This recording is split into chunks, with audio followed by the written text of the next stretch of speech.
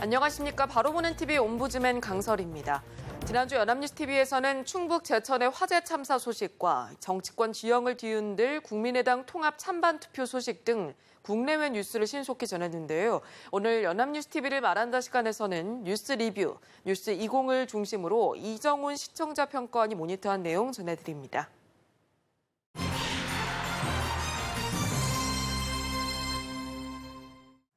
국민들은 최근 발생한 대학병원의 의료사고, 대형 화재 사망사고, 그리고 유명 연예인의 극단적 선택 등의 일련의 대형 사고들로 놀라고 슬픈 한 주를 보냈습니다. 지난주 연합뉴스TV 뉴스 리뷰는 지난 16일 이화여자 대학교 목동병원에서 발생한 신생아 집단 사망사고를 보도하면서 경찰과 당국의 수사 방향과 수사 진행 현황에 대해 초점을 두고 상세하게 보도하였습니다. 12월 18일 연합뉴스TV 뉴스 리뷰에서는 국립과학수사연구원이 발표한 이대 목동 신생아 사망사건 관련 부검 1차 소견을 보도했습니다. 사망 원인을 특정하기 위해 유관검사 이외 추가 검사가 필요하지만 사망 원인을 감염군으로 보기 어렵다는 것이 국과수의 입장이라고 전했습니다. 세균 감염과 의료과실 등 각종 의혹에 대한 부검이 실시되었고 투약 오류에 대한 정밀 감정도 시행될 예정이라고 설명했습니다. 국과수는 신생아 중환자실 현장 수거 약품 및 오염 여부 등에 대해 감정을 실시하고 인체 조직에 대한 병리학적 검사, 즉 현미경 검사를 실시한 후 한 달 후 최종 부검 결과를 내놓을 예정이라고 전했습니다. 같은 날 뉴스 리뷰에서는 이대 목동병원의 신생아 사망 사건 대처 방식에 대한 논란을 보도하였습니다. 의료진의 과실 가능성을 제기하고 있는 유족들은 병원 측이 보호자에게 사실을 제대로 전달하지 않았고 병원 측의 늑장 보고에 대해서도 첫 번째 브리핑에서 밝히지 않았다고 지적했습니다. 주요 포털 사이트와 인터넷 카페 등에서는 병원을 질타하는 목소리가 쏟아지고 환자부터 위생관리, 사고보호까지 관리 체계가 총체적 부실이라는 지적이 나오고 있다고 전했습니다. 12월 19일 뉴스리뷰에서는 이대 목동병원 신생아 집단 사망 사건에 대한 보건당국의 긴급대책과 정치권의 반응에 대해 보도했습니다. 박능후 복지부 장관은 전국 모든 신생아 중환자실에 대해 실태조사와 재발방지책 마련을 할 것을 국회에 보고했고 국회 여야 의원들은 이번 사고에 대한 부실한 초동대처를 지적하면서 보건당국의 대응 시스템의 문제점도 지적했다고 전했습니다. 복지부는 신생아 환자 안전을 위한 종합계획을 연말까지 수립할 방침이라고 보도했습니다.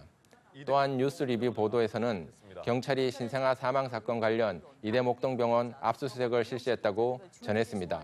서울경찰청 광역수사대가 이대 목동병원 신생아 중환자실과 전산실 등을 압수수색하면서 신생아 중환자실 의료기구와 의무기록, 처방기록 등 관련 자료를 확보했으며 병원 측 과실 등 모든 가능성을 열어두고 수사하고 있다고 전했습니다. 신생아들이 숨진 날 근무를 한 의료진 11명뿐만이 아니라 사고일 전후 근무자들에 대해서도 소환 조사가 이루어질 것으로 보이는데 경찰 관계자는 병원의 당직 근무 체계도 훑어보고 문제가 있으면 병원 운영에 관여하는 고위 책임자들도 조사할 것이라고 전했습니다. 12월 20일 뉴스 리뷰에서는 이대 목동병원에서 숨진 신생아 4명 중 3명의 사망 원인이 병원 내 감염일 가능성이 높다고 보도했습니다. 사망한 신생아들의 혈액에서 나온 항생제 내성균이 동일한 것으로 확인되면서 세균이 공통된 감염원으로부터 신생아들에게 들어가 폐혈증을 일으켰을 것이라는 게 전문가들의 중론이라고 설명했습니다. 전문가들은 중환자실에서 대부분 신생아에게 공급된 수액을 감염원 중 하나로 의심하고 있다고 보도했습니다. 외부 전문가 조사팀 역시 숨진 아이 4명이 심정지 전 똑같은 수액과 주사제를 맞았다는 의견을 제시한 것으로 알려지면서 이런 추정에 더욱 무게가 실리고 있다고 보도했습니다. 같은 날 뉴스 리뷰에서는 이대 목동병원과 사망한 신생아 유가족들이 사고 후 첫 번째로 만났다고 보도했습니다. 유족들은 담당 의료진이 참석하지도 않았고 일부 신생아들의 간호 기록과 유족들에게 준 자료가 달랐고 병원의 태도도 지극히 불성실했다고 크게 반발하면서 20분 만에 만남이 끝났다고 보도했습니다. 숨진 신생아들의 병원 내 감염 가능성이 커진 가운데 병원의 불성실한 사후 대처 역시 도모에 올랐다고 지적했습니다. 이번 신생아 사망 사건은 외부의 전염병이 아닌 병원 내부 요인에 의한 발생 가능성이 매우 높다는 점에서 매우 이례적인 경우라고 할 수 있고 따라서 시청자들의 관심도 매우 높은 보도였습니다. 이번 보도된 관련 뉴스들은 주로 사망 원인 조사에 관련된 내용을 중심으로 이루어졌는데 대체로 경찰의 수사 방향이나 수사 진행 현황을 시청자들이 알기 쉽게 전달한 것으로 보입니다. 하지만 이번 보도에서 많은 시청자들이 궁금해하는 것 중 하나는 이러한 부적절한 의료 행위들이 해당 대학병원만의 문제의 결과인 것인지 아니면 국내 의료기관에 대한 전반적인 관리 체계가 부실해서 발생한 것인지 궁금해하고 있습니다. 해당 병원에 대한 보건당국의 정기평가나 감독 결과를 검토함으로써 정부 당국의 관리 체계도 점검할 필요가 있었습니다. 또한 유가족들과 병원이나 당국과의 소통에 대한 언론의 관심이 필요한 시점이라고 할 수 있는데 사고 처리 과정에서 유가족들의 배제는 사회적으로나 개인적으로 비생산적인 논란을 확대할 수 있다는 점을 이해할 필요가 있습니다. 유가족들이 제기하는 의문이나 비판을 흔히 제시되는 논쟁의 한 축으로 강조하거나 비공식적인 의견의 형태로 처리하기보다는 언론에서 보다 적극적으로 이러한 궁금한 사안에 대해 대신 확인해주고 갈등 요소들을 해소할 방안을 제시할 필요가 있습니다. 지난주 연합뉴스TV 뉴스 리뷰는 제천 스포츠센터에서 발생한 화재 사망 사고를 집중적으로 다루었는데 보도에서는 화재 현장에서의 손님들의 탈출과 구조 과정을 자세하게 설명하면서 인명피해가 커지게 된 이유에 대해 보도하였습니다. 12월 22일 뉴스 리뷰에서는 제천 스포츠센터 화재 사고로 사망한 29명 중 20명은 모두 2층 여자 목욕탕에서 숨진 채 발견됐다고 보도했습니다. 2층 목욕탕의 출입문 버튼 작동이 잘 되지 않은 상태라서 위급한 상황에서 당한 손님들이 빠져나오지 못했을 가능성이 컸을 것으로 보이고 2층 비상구는 평소에도 가려져 있어 손님들이 찾기 어렸을 것이라고 전했습니다. 목욕탕의 밀폐된 구조가 피해를 더 크게 했을 가능성이 높고 헬스클럽으로 사용된 4층에서 6층의 비닐 라커들이 불쏘시개 역할을 했을 가능성도 제기되고 있다고 전했습니다. 같은 날 뉴스 리뷰에서는 많은 희생자들이 발생한 것에 대해 화재 신고 후 1시간 넘게 걸린 늦장 대응 때문이라는 주장에 대해 소방당국은 최선을 다한 상황이었다고 반박했다고 보도했습니다.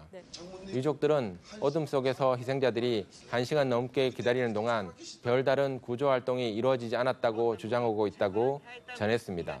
소방당국은 화재 주변에 있던 대형 LPG 가스통과 불법 주차로 인해 신속한 구조가 어려웠다고 주장했다고 전했습니다. 이어진 뉴스 리뷰 보도에서는 화재 현장 인근에 불법 주차한 차량들로 사다리차 진입이 어려웠던 사정을 전했습니다. 고층 건물 화재 진화와 인명 구조를 위한 굴절 사다리차가 현장에 도착했지만 불법 주차 차량 처리로 구조가 지체되었다고 전했습니다. 결국 주민들이 차량의 유리창을 깨고 차량을 옮긴 후 구조가 이루어졌다고 전했습니다. 같은 날 뉴스 리뷰에서는 정부는 인명 구조에서 사고 수습 단계로 전환하고 사고 원인 감식 등 원인 규명 절차에 착수했다고 보도했습니다. 열선 설치 작업 CCTV 영상은 사고 원인 규명의 단서가 될 수 있을 것으로 예상하면서 2층 사우나의 출입문과 비상계단에 대한 증언이 제시되고 있다고 전했습니다. 또 불법 주차 차량들로 인한 소방 차량 진입의 애로 생존자 구조의 기민한 대응 미숙도 지적되고 있다고 전했습니다. 필로티 건축물의 구조적 취약성과 열에 취약한 외장재 사용 문제도 있다고 전했습니다. 이어진 뉴스 리뷰 보도에서는 이번 화재로 노모와 딸 그리고 손녀까지 3대가 목숨을 잃은 소식을 전했습니다. 49살 여성 민모 씨는 80살의 어머니와 자신의 19살 딸과 함께 스포츠센터를 들렀다가 참변을 당했다고 보도했습니다. 이어서 뉴스 리뷰에서는 제천 스포츠센터에 마련된 분향소에 시민들의 발길이 이어지고 있다고 지역 분위기를 전했습니다. 22일 제천에서 진행하려던 평창올림픽 성화봉송 일정이 취소되었고 제천시도 예정된 모든 행사와 일정을 취소하고 사고 수습에 집중하겠다고 밝혔다고 전했습니다. 12월 23일 뉴스 20에서는 충북 제천 스포츠센터 화재 참사 원인을 조사하고 있는 경찰은 건물주를 상대로 건물 관리 실태 등 과실 여부 조사를 벌이고 있다고 보도했습니다. 경찰은 스프링클러 알림 밸브를 고의로 잠궜는지 여부를 파악하고 있고 1층 주차장 천장의 배관 열선 설치 작업 공사업체의 부실 시공 여부도 조사하고 있다고 보도했습니다. 경찰은 안전시설 설치 및 관리 상태, 소방점검, 불법 증축 여부 등을 집중 조사할 방침이고 스포츠센터 책임자 2명과 관리 업무 근무자 5명을 참고인 신분으로 불러 조사했다고 보도했습니다. 같은 날 뉴스 20에서는 제천 스포츠센터 화재 참사로 희생된 29명 중 처음으로 고 장경자 씨의 발인식이 엄수되었고 장 씨 외에도 이번 사고 희생자들의 넋을 위로하기 위한 합동분향소가 마련되었다고 보도했습니다. 이번 첫 발인을 시작으로 앞으로 사흘간 남은 희생자들의 발인이 이어질 예정이라고 전했습니다. 이어서 뉴스리뷰에서는 이용객 대부분이 탈출한 3층 남성 사우나보다 지상과 더 가까운 2층에서 많은 희생자가 발생한 이유로 비상구를 지적했습니다. 마지막 탈출구인 2층 비상구는 선반에 가려 사실상 무용지물이나 다름없었던 반면 3층 손님들은 대부분 비상구를 통해 건물을 빠져나왔다고 전했습니다. 내부 지리에 익숙한 이발사가 사고 당시 이용객들을 비상구 쪽으로 안내해 대피를 도왔다고 설명했습니다. 제천 스포츠센터 화재 사고는 화재 규모에 비해 인명피해가 매우 컸고 피해 양상도 편향적으로 나타나면서 피해 원인이나 과실에 대해 집중적으로 보도가 이루어졌습니다. 해당 건물에 위치한 2층 목욕탕의 구조적 문제나 늑장 구조에 대한 지적들이 핵심적으로 다루어진 것이 사실입니다. 화재의 원인이나 인명피해를 더 크게 만든 요인에 대해서 철저하고 명확하게 밝히고 책임자와 문제점을 지목하는 것은 필수적이라고 할 수 있습니다. 하지만 해당 사건의 원인으로 한두 명의 책임자만을 지목하거나 소방당국의 대응만을 직접적으로 지적하는 것은 사고에 대한 필요한 비판을 단순한 감정적인 소비로 이끌 수 있다는 점을 기억할 필요가 있습니다. 이번 보도에서도 언급된 것처럼 이번 제천 화재 사고와 유사한 화재 사건들이 이전부터 반복적으로 발생하고 있음에도 불구하고 지금까지 체계적인 개선이 부족했다고 할 수 있습니다. 언론들은 개별적인 화재 사고 원인이나 대응 방안에 대한 점검에 더불어 보다 구조적인 문제점을 살펴보고 개선할 수 있는 논쟁을 제시하고 이에 관련된 사회적 논의를 이끌어낼 수 있는 접근을 할 필요가 있습니다.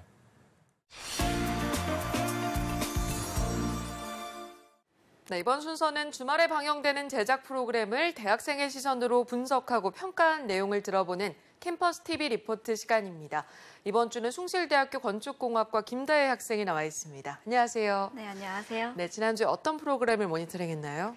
네, 저는 매주 일요일 오전 8시 30분에 방영하는 명품 리포트 맥을 모니터했습니다.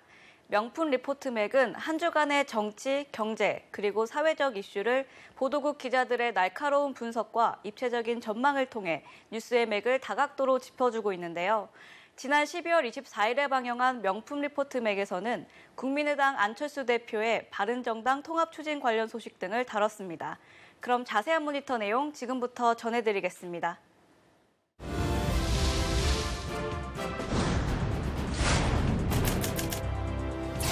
지난 일요일 방영된 명품 리포트 맥은 정치적 이슈를 다루는 여의도 족집게로 문을 열었습니다.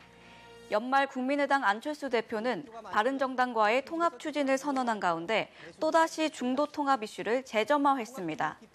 정계 개편 시점과 진폭에 따라 6개월도 채 남지 않은 지방선거 판세도 요동칠 것으로 전망한 가운데 정치부 이준삼 기자가 정치권의 메가톤급 변수가 될 정계 개편 향방을 짚어줬습니다.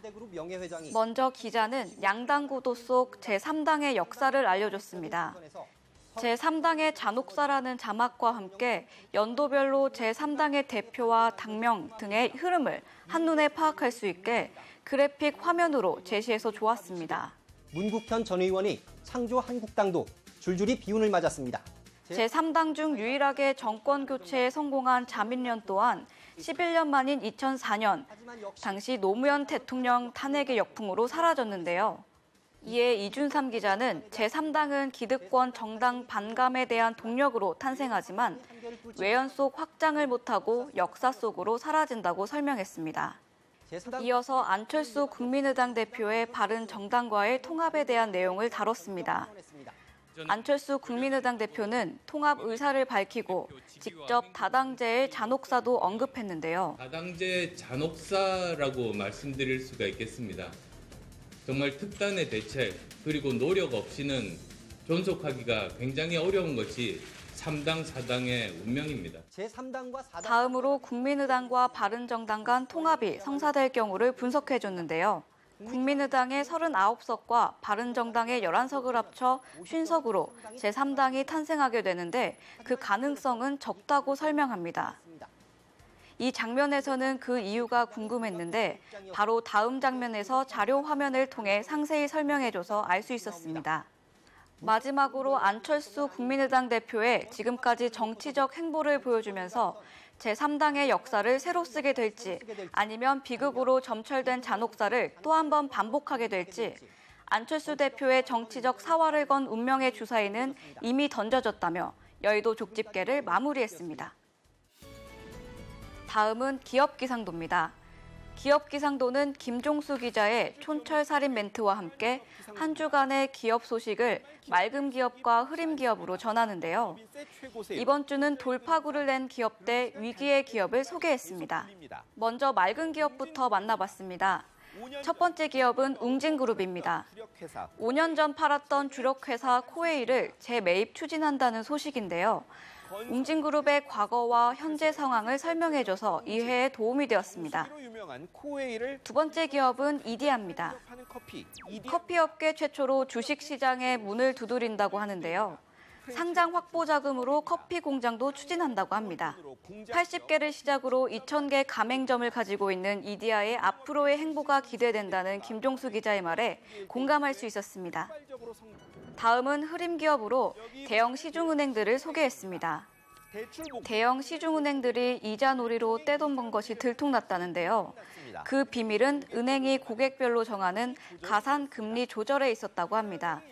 두 번째로 SK케미칼과 애경입니다.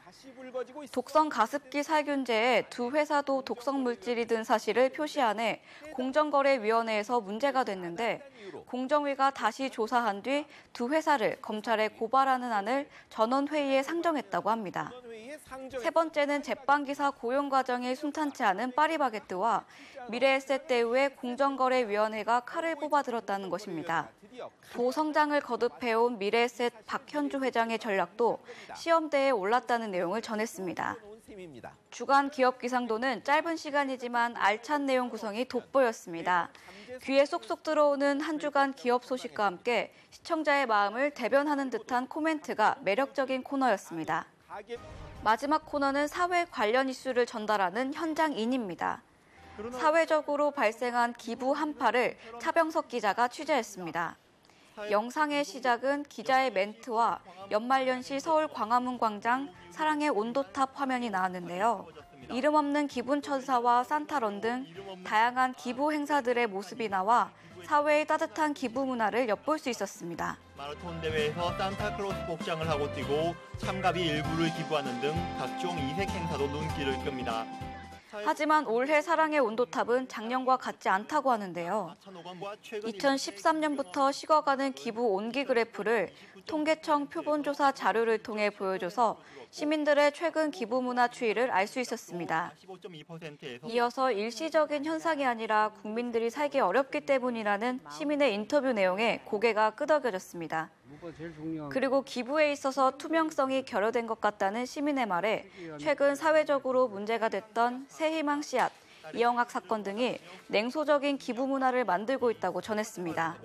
변태성욕을 풀려 딸의 친구를 살해한 사건은 기부에 대한 냉소적인 분위기마저 만들고 있습니다.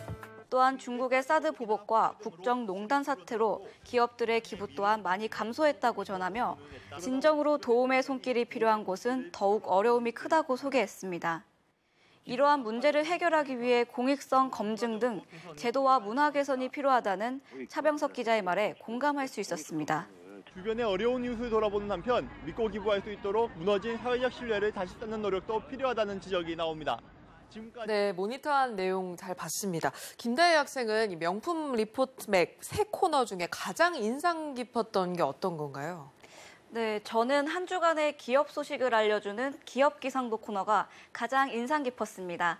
기업 소식을 기상도라는 이름에 걸맞게 날씨 그래픽과 음향 효과를 통해 알려줘서 새롭고 재밌었습니다. 또한 김종수 기자의 귀에 쏙쏙 들어오는 한 주간 경제 소식과 함께 시청자의 마음을 대변하는 듯한 코멘트가 매력적이었고 짧은 시간이었지만 알찬 내용 구성이 유익했습니다. 네, 지금까지 숭실대학교 건축공학과 김다혜 학생이었습니다. 오늘 고맙습니다. 감사합니다.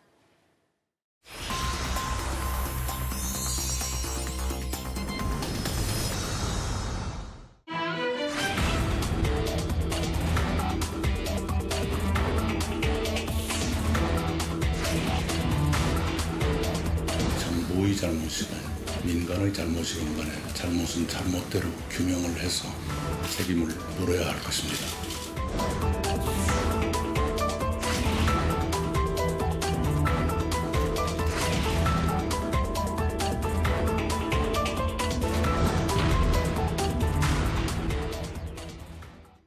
충북 제천 스포츠센터 화재는 지난 2008년 40명이 사망한 이천시 냉동창고 화재 이후 최악의 화재 참사로 안전불감증과 허술한 관리 감독 등이 복합적으로 작용한 후진적 인재라는 지적이 이어지고 있습니다. 오늘 TV와 비평 시간에는 제천 스포츠센터 화재 참사에 대해서 우리 언론에서 어떻게 보도하고 있는지 자세히 알아보도록 하겠습니다. 청운대학교 미디어 커뮤니케이션학과 처찬행 교수 나와 있습니다. 안녕하세요. 안녕하세요.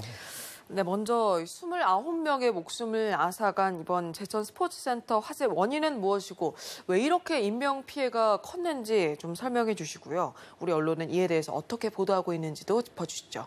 네, 지난 12월 21일 충북 제천의 건물 화재로 29명이 숨지는 안타까운 사고가 있었습니다. 최초 발화 지점은 1층 주차장 천장으로 확인되고 있습니다. 아직 정확한 발화 원인은 소방당국과 경찰이 파악하는 중이지만 당국은 패널에 붙은 얼음을 녹이기 위해 천장에 있던 보온등이나 열선을 끌어내린 뒤 그대로 둔 것이 과열돼 패널을 덮고 있던 스티로폼이나 보온용 천을 태우면서 불이 시작된 것으로 추정하고 있습니다.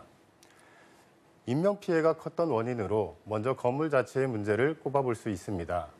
불법 중축이 이루어졌고 소방안전 점검이 제대로 이루어지지 않았다는 것입니다. 이번 화재 시 1층 스프링클러 알람 밸브가 작동하지 않았고 2층 여성 목욕탕의 비상구가 막혀 있었다고 합니다.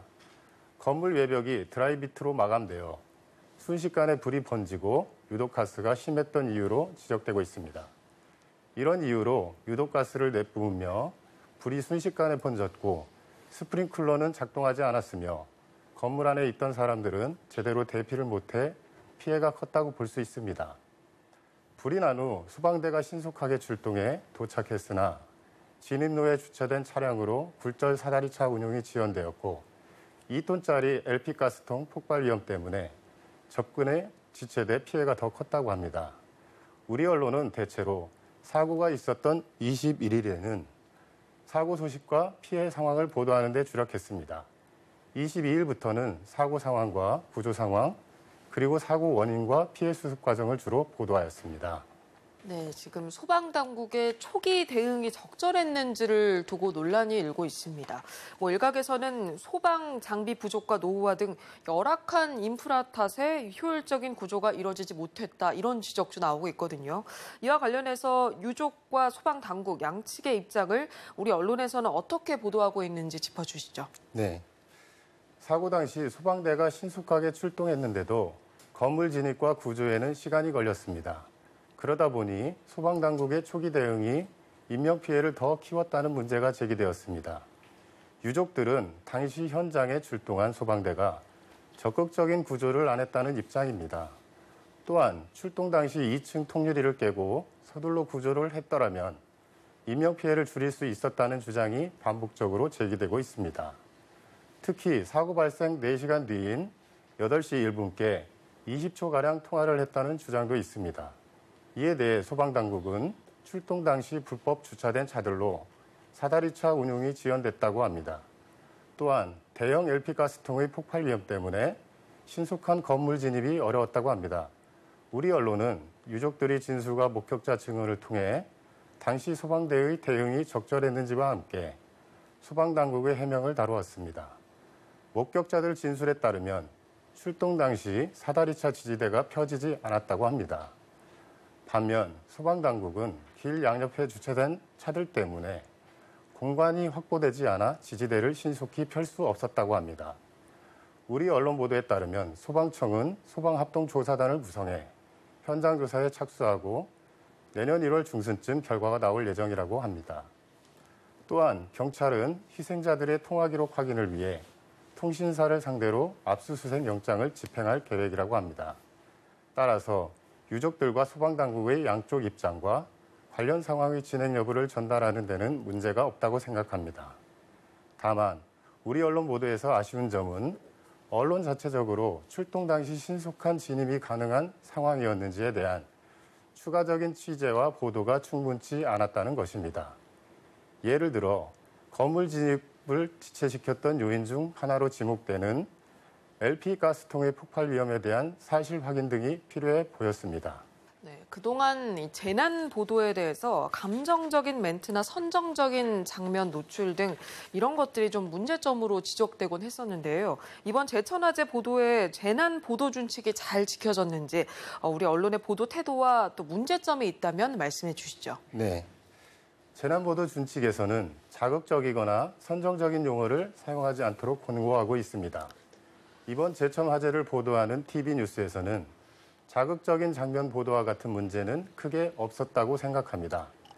하지만 일부 언론 보도에서는 준칙 제13조 유언비어 방지와 제14조 단편적인 정보의 보도와 관련해 미흡한 측면이 있었습니다. 한 언론사는 20일 오전 0시 기준 부상자 24명이라는 공식 발표 후에 부상자가 계속 늘어나 26일 기준 38명이 되면서 보상금을 노린 부상자가 있다는 의혹 제기를 보도하였습니다. 그러나 정보 출처 공개와 실명 보도 원칙을 제대로 지키지 않았고 확인되지 않거나 불확실한 정보는 보도를 자제하여 유언비어 발생이나 확산을 막아야 한다는 13조를 따르지 않았다고 보여집니다. 또 한 방송사의 보도에서는 맥락에 맞지 않는 녹취가 눈에 띄었습니다. 해당 보도는 민간 사다리차가 피해자를 구조하는 장면을 비추다가 다 끝나고 이러면 뭐 할 거예요? 인재입니다. 이거 100% 인재예요. 라는 녹취가 나갔습니다.